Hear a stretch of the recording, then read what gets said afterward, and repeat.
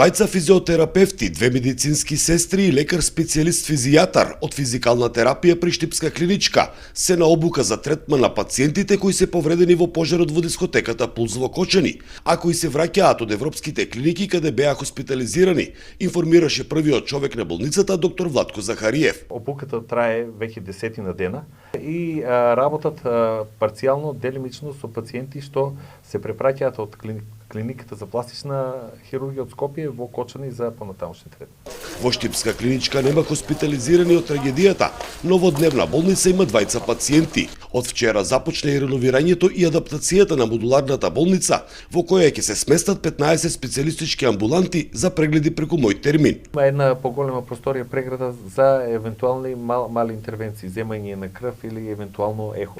Проектот досега што е договорен со оваа реконструкција е околу 600.000 денари. Клиничка болница и кадровски ќе се доекипира. Заврши огласот за вработување на 19 специјализанти и во моментот, согласно законот, се чека да се одреди термин за тестирање.